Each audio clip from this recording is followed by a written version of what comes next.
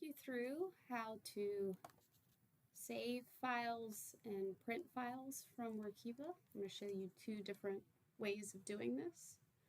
The first way is best if you are wanting to save the entire package.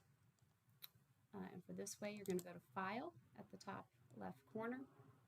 Then you're going to go to the Save As box and hit this arrow.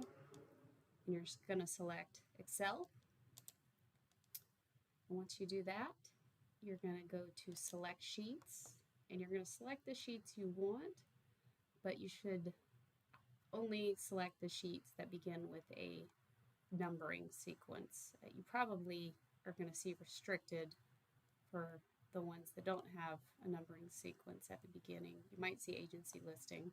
The only ones you need to save for the reporting package are the actual forms, and they all begin with some sort of number. So once you've done that, and obviously you don't have to save the instructions, but if you want to, you can. And once you have the ones selected that you need, you're going to select Export Values as displayed in this Value Options section. This is a very important step. If you don't do this, you may have a lot of cells that give you formula errors, or things just may not populate in the form. So once you got everything selected correctly, you're going to click Export. It'll save to your Downloads folder, and then you would just open it, and if you're printing, you would just save it the normal way. You would just print it the normal way you would in Excel. If you open it and you notice any formula errors, that's most likely because you haven't clicked Enable Editing at the top. Once you do that, all those errors should go away. You might have a few minor formatting differences, but you shouldn't have any formula errors or, actual data showing wrong. If you run into that after clicking Enable Editing, please contact us and we'll try to figure out what the problem is.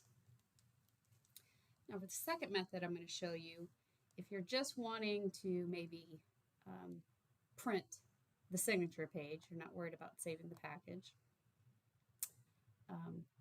you'll still go up to File and go to Save As, but you're going to click PDF. Once you do that, you're going to click Current Sheet if you're in there, in the actual signature page, or you can do Select Sheets and click the signature page for that reporting package, but I'm in there already, so I'm going to click Current Sheet. All of these you can just leave as the pre-selected inputs. You don't need to change anything in this advanced section. And page layout, you can leave that as is unless you need to change it for printing purposes. And then finally, the scale section is also the very important step for this one. Make sure you hit Fit to Width, or you're going to end up with a lot more pages than you need.